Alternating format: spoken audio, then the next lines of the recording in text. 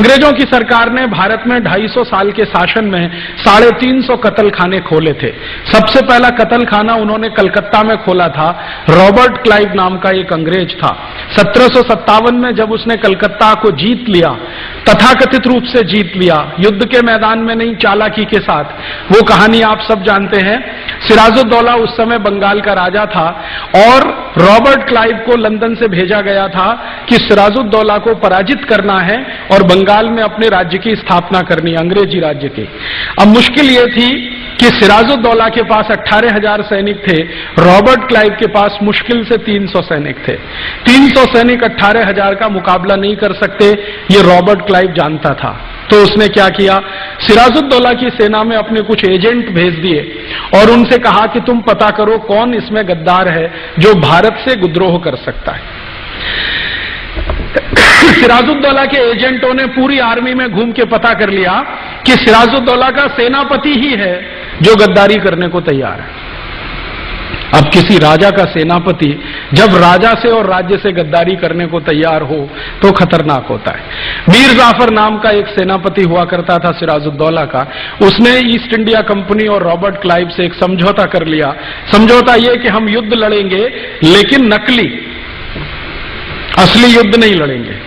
सिराजुद्दौला को लगेगा कि यह असली युद्ध हो रहा है, लेकिन हम नकली युद्ध लड़ेंगे और युद्ध शुरू होने के 10 मिनट के बाद मैं माने मीर जाफर अपने सैनिकों के साथ रॉबर्ट क्लाइव के सामने आत्मसमर्पण कर दूंगा। रॉबर्ट क्लाइव युद्ध में जीतने की घोषणा कर देगा। बाद में हम दोनों मिलकर सिराजुद्दौला को मार डालेंगे और समझौते के मुताबिक मीर जाफर को बंगाल का राजा बना दिया जाएगा। तो प्लासी के मैदान में जो हम इतिहास में पढ़ते आए हैं कि बड़ा भारी युद्ध हुआ, कोई युद्ध नहीं हुआ, वहां नकली युद्ध हुआ। 20 मिनट में फैसला हो गया। भारत की ओर से लड़ने वाले सिराजुद्दौला की सेना का सेनापति अंग्रेजों से जाकर मिल गया। 20 मिनट में अंग्रेजों ने घोषणा कर दी कि हम युद्ध जीत गए और बाद में वो सारे सैनिक जो भारत के थे लेकिन अंग्रेजों से मिल गए, उन्होंने जाकर सिराजुद्दौला की हत्या कर दी। मीर जाफर को बंगाल का राजा बना दिया।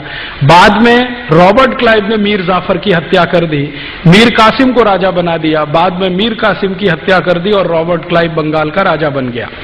बंगाल का राजा बनने के बाद रॉबर्ट क्लाइव ने सबसे पहला कत्ल खाना शुरू किया और उस कत्ल खाने में रोज की लगभग 30 से 35 हजार गाय काटी जाती थी।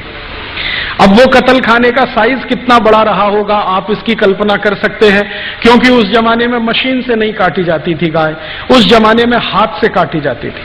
तो आप कल्पना करिए, एक कसाई एक दिन में 10 घंटे काम करे तो 3-4 से ज्यादा गाय नहीं काट सकता। इसका माने 32,000 गायों को काटने के लिए कितने कसाई रहे होंगे। अंग्रेजों ने उन सबको नौकरी पर रखा था और अंग्रेजों को गाय का मांस खाना है, इसलिए वो कत्ल खाना शुरू किया गया था और उस कत्ल खाने में गाय का मांस उत्पन्न होकर अंग्रेजों के सैनिकों को उपलब्ध कराया जाता था।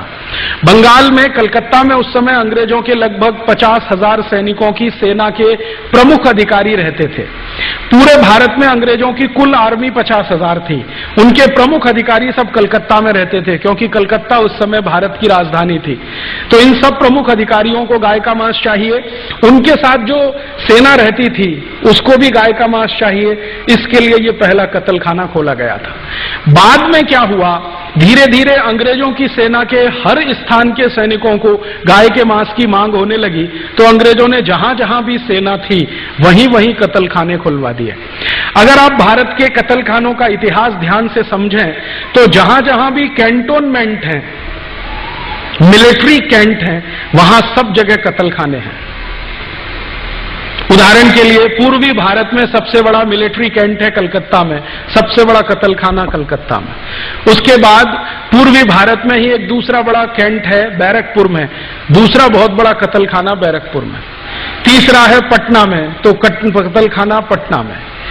ऐसे ही अगर उत्तर भारत में जाएं तो बहुत बड़ा मिलिट्री कैंट है मेरठ में और बहुत बड़ा कत्ल खाना है मेरठ में। ऐसे ही अगर और थोड़ा आगे बढ़ें तो बहुत बड़ा मिलिट्री कैंट है रुड़की में, हरिद्वार के पास कत्ल खाना है रुड़की में। अंग्रेजों ने जहां भी अपनी आर्मी को रखा उन एरिया को मिलिट्री कैंटोनमेंट के नाम से घोषित किया और हर उस जगह एक कत्ल खाना होना कंपलसरी कर दिया। एक तो ये किया, एक और बहुत दुर्भाग्यपूर्ण दूसरा काम किया इन अंग्रेजों ने इस देश में। जहां भी अंग्रेजों की आर्मी रहेगी वहां एक कत्ल खाना रहेगा और कम से कम एक वैश्याघर होगा। ये भी उन्होंने नियम बनाए, कम से कम एक वैश्याघर होगा।